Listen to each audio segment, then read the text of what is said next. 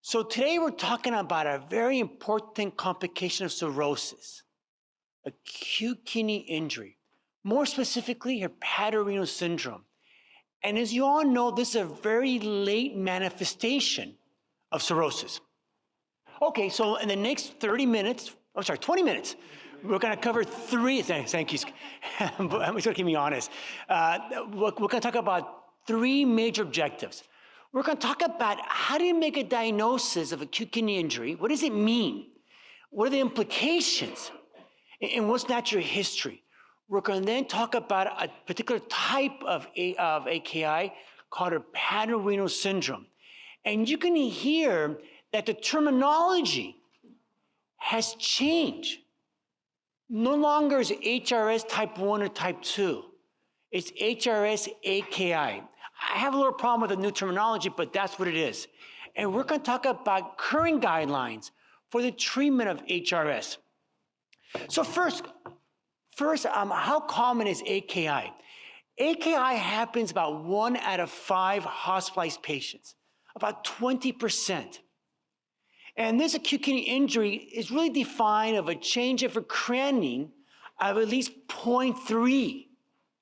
So the threshold for calling something AKI has decreased. Of the people who have acute KI, you can stratify them to 3 major buckets. Pre-renal, which could be volume responsive or HRS. Interrenal, someone took non-steroidals, Motrin, for their back. Aleve for their knee pain. Advil for their hips. That could cause interrenal ATN. They could have got contrast for a CT scan. Or very rarely, they can have something post-renal obstructive, a kidney stone. The majority of patients are going to have a pre-renal cause of kidney injury. Most times it's volume responsive. People have been over-diuresed. People who've been given lactulose. And they come to the hospital with 5 or 10 bowels per day. We got a patient at our UCLA liver transplant program recently who was admitted for hypernatremia, a sodium 150, from very, very aggressive use of lactulose. So here are the definition of acute kidney injury. And the take-home message is we're diagnosing liver injury sooner. So a change in serum creatinine of at least 0.3 is considered significant. So an example, if you have a serum creatinine of 0.6, Mr. Jones, you increase his diuretics to, 80 and Lasix and 200 dactyl, and the creatinine increases to 1.0. It's still considered normal, right? But someone's got cirrhosis, someone who has some degree of sarcopenia, someone who has ascites, they're going to have a very low muscle mass. For them, this is a big jump. So again, increase of 0.3 is considered significant now. If the creatinine increases between 2 and 3-fold the baseline, 0.6 to 1.8, that's considered stage 2. And in stage 3 is when you have an increase at least 3-fold. And we're going to see how this translates to a change in management. So first, some definitions. The old definition, the old classification was HRS type 1. And unfortunately, a lot of slides we're going to show are based on the old terminology, type 1 and type 2.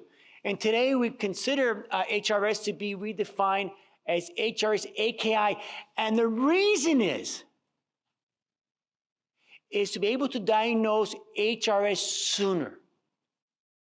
I'm going to show you a slide very shortly where you actually structure changes in the kidney from AKI that progress to HRS.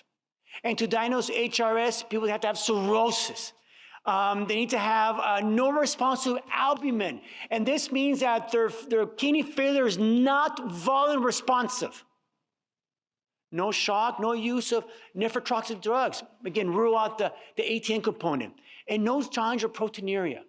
This is not a very simple idea. We've had patients that are told they have HRS, and we check their urine tests, they have 3+ proteinuria. Now that ain't HRS. So they have to meet this criteria, and this is to the test of time. This is upgraded. This is from recently from the AASLD. So how do people get AKI? How do people hepatorenal syndrome? Again, it's a late manifestation of cirrhosis. So what happens is the liver, as you know, is generally very soft like a sponge. And with cirrhosis, it evolves. It gets scar tissue, it gets hard like a rock. So as a result, you get increased portal pressures. So your effective blood volume in these vessels, in the splenic area, becomes less. So the vein, instead of being this big, the vein's now this big. And so the blood volume is less. The body compensates by activating all these systems, neurohormonal, sympathetic, to squeeze the vessels down. If this goes for a long period of time, ends up squeezing the kidneys. So the kidneys are a late manifestation. Generally, we tend to say HRS in the setting advanced cirrhosis of ascites. Now, why are you pushing the definition much sooner? We all know that people who have cirrhosis and develop hepatorenal syndrome, if they don't get a dialysis within 2 or 3 weeks, 100% mortality rate, they die. And their kidneys, if you don't transplant fast enough, their kidneys, after a certain amount of time with the HRS, goes from purely functional defect to a structure damage that becomes irreversible. So in the United States, if someone has cirrhosis and has hepatorenal syndrome, for the most part, if they're on dialysis for at least 4 weeks, they bought themselves a kidney transplant with the liver, because the kidneys aren't going to recuperate. They're not. So people that get hepatorenal syndrome is a very poor outcome. Increased mortality in dialysis. I'm sure you've all taken care of people on dialysis. What an awful life. You're in purgatory for 8 years in California to get a kidney transplantation. And on top of that, can you imagine if you have cirrhosis with ascites, with sarcopenia? What an awful life. People are so sick. Nothing I dread more than seeing a patient with cirrhosis on dialysis. You know, they can't eat, they have early satiety, it's an awful life. So they have increased hospitalization, decreased quality of life, and the worse your kidneys are before transplantation, the kidneys struggle after liver transplantation. And one of the things we fight is looking at the need for kidney transplant after liver transplant sometimes. So what causes HRS in our patients? Infections. We used to think when I was in training, it was all due to doctors. You, Gina. all to us, that we over-diurese patients. This is from a nice paper from Florence Wong, published a number of years ago in liver transplantation, that highlighted, yeah, diuretics do play a role, but the overwhelming reason are infections, particularly peritonitis. As you know, it's standard of quality of care today, standard of care. If someone has SP, you gotta give them albumin to protect their kidneys, because they're gonna be at risk for HRS. So if someone's admitted with the refractory ascites and they have kidney failure, you got to rule out SPP. It's a major precipitant. So what do we do? Well, here's again the AKI stages. I've left them for you 1, 2, 3. How does that affect our management? This is a very busy slide, and we're gonna go through this piece by piece. So first, focus on stage 1, a change in serum creatinine of 0.3. You know, it's considered significant, but not that big of a deal. What we do is, fancy word, risk factor management. Let's all say that together, risk factor management. So basically, you cut down diuretics, maybe go down 50%, make sure they're not taking any non-steroidals, they haven't got any contrast, they're not getting aminoglycosides, make sure they get enough fluids. And if it resolves, that's great. If it doesn't resolve, that means the serum creatinine will be rising. You got to do more risk management. Stage 2, this is when you have an increased serum creatinine of at least 2-fold. 1.0 go to 2.0. Where here you gotta worry about progressive kidney disease. Here you gotta worry about meeting criteria for HRS eventually. So you gotta give that patient fluid through albumin for 2 days. And make sure they have enough effective blood volume to turn off all the sympathetic systems and the neural pathways. If they get better, that patient probably have fluid losses, and you just resuscitate them with albumin infusion. If it doesn't get better after 2 days, likely has HRS.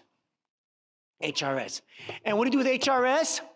Vasoconstrictive therapy. Now, I was asked a question a couple of weeks ago about vasoconstriction. Wait a minute, you just told me that this is all due to vasoconstriction. But these therapies we're talking about are going to vasoconstrict the splenic vessels. So the effective volume becomes greater. You turn off the sympathetic system or normal systems, and the vasoconstriction in the kidney becomes less. Thank you, nodding his head. He gets it. Thank you. Thank God. All right, focus. All right, what are vasoconstrictors? Well, we have 3 major categories. We have Terlipressin, was approved the past 4 or 5 months. Norepinephrine, that's hardly used because it's so involved. We got the ICU and the central line. And then Midorine, oral medication, and sub-Q octreotide. And the last one, has historically been the standard of care for some time now with very limited data. The only FDA-approved drug we have for HRS, that was approved in October, is Terlipressin. And there are a couple of studies where they compare the use of Terlipressin with midodrine.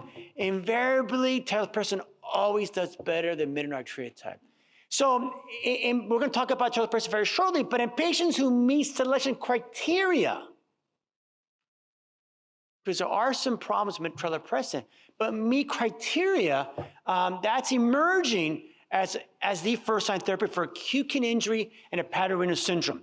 Most of it is based on a clinical trial that was published in New England Journal of Medicine 2 years ago, Sentinel trial, and basically they found a response rate in 1 out of 3 patients that the HRS resolved, prevented kidney dialysis, and improved serum creatinine, 1 out of 3, versus 17% that got investigator-assigned therapy.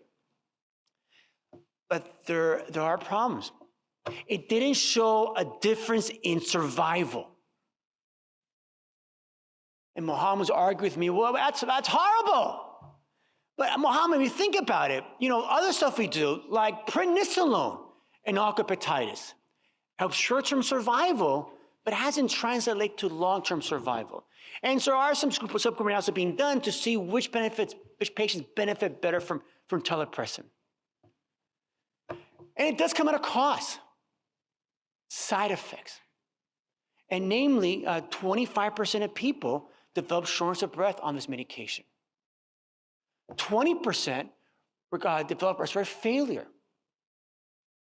So at UCLA, this is going out through a P&T committee, and the stipulation will be that if we are going to use this drug on the wards, that would have to be approved not just by the nephrologist, but by the hepatologist too. Because the last thing you want to do is jeopardize someone's chances of liver transplantation because they got intubated for Terlipressin kidney failure. So we recognize now there's some groups you cannot use this drug in. You can't use it in people who have already very advanced kidney disease, serum creatinine over 5. The cat's out of the bag, you're not going to reverse anything.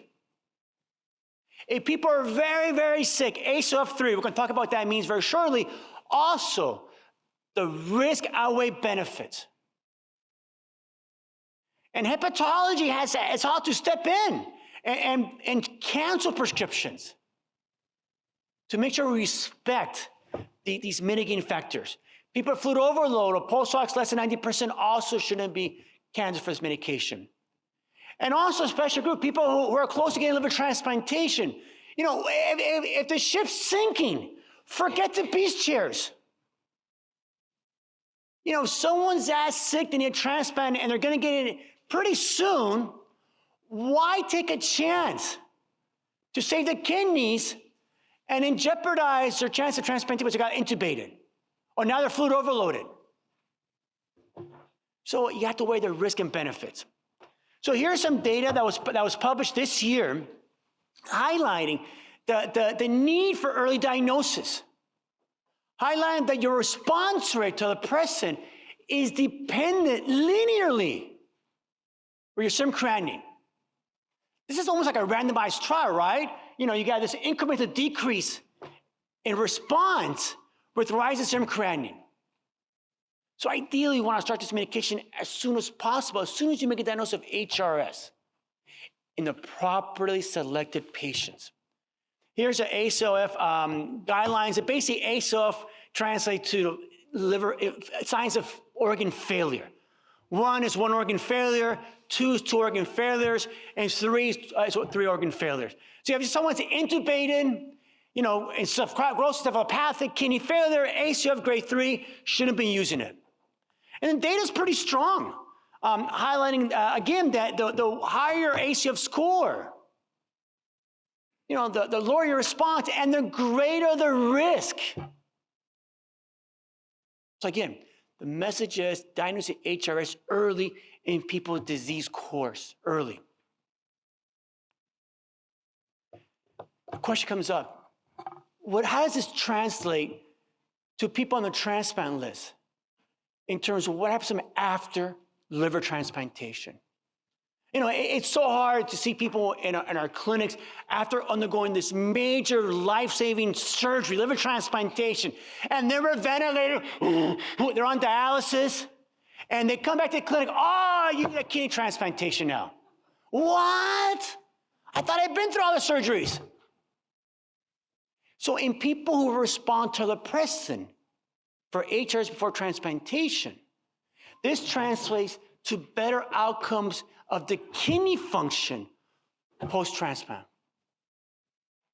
When I see people in clinic and transplant clinic, I always tell them that they need to ask me, how are my kidneys? Because after 10 years, a 20% chance of kidney failure after solid organ transplantation because of our immunosuppressor, it's inherent. They get diabetes, hypertension, triglycerides. So I'm very sensitive to kidneys. And so this might translate to improve kidney function after transplantation. So here's dosing, and you can pick up on New England medicine, but you start the medication after, again, you give them albumin infusion, and then by day 4, you go to, am I late, Mohammed? Oh, you're getting me nervous. All right, focus. All right, so on day 4, depending on the response, you may continue the medication, you may decrease it, or you may stop it. We don't want to spin our wheels and increase risk side effects. If it ain't working, we got to stop it. So one of the controversial things about reversing HRS is the impact on the MELD score. If you get someone with a MELD score of 28 or 30, do you really want to lower the MELD score? Do you really want to slow down the chance of getting a transplantation? Very controversial. There have been a couple of papers published about arguing that maybe we should lock the MELD score for a week and people get Terlipressin. So this is something that's very controversial and is still up to debate. Again, the best course of action is always prevention. We want to avoid nonsteroidals. People say, oh, what can I take for my back? You can take Tylenol. Oh, no, I heard that's bad for your liver. No, it's the best thing. We want to avoid is Motrin, all the nonsteroidals. Avoid ACE inhibitors, And when someone's got refractory ascites, does it make sense to keep on doubling diuretics? It ain't going to work. At some point, you got to pull back and say, this isn't working. And then talk about paracentesis, talk about tips, wait for liver transplantation. Don't be too overzealous with lactulose. Does anybody here like taking lactulose? Have you tried lactulose? Have you guys tried lactulose? Oh, it's awful. We have some samples next door. It's awful. It's a sweet, musky syrup. Coats your mouth. And does it make you feel good? Oh, it gives you gas and restores your appetite. So be careful because, these people who take lactose develop also muscle wasting. They can't eat very well. To protect the kidneys, might cut back on beta blockers when they have ascites. and then, withdrawal with nephrotoxic medication and make sure to treat infections and be special attention to the volume. As hepatologists, we have a very difficult time assessing intravascular volume. People argue that maybe look at the portal vein diameter, look at chest x-ray, look at the echoes, but clinically we have a very difficult time assessing intravascular volume. I mean, look at these people, they look like an elephant, their feet are huge, they have ascites, but yet they're intravascular depleted. Right, Muhammad? Good, right? All right. So HRS is defined as an AKI, a rising creatinine, decreasing urine output in the setting of not having sepsis and not having other renal toxic. It's a source of significant morbidity and mortality. It behooves us done as soon as possible. And it requires aggressive management. At this point, I thank you for your attention and pass the podium to my friend and colleague. Thank you, Muhammad.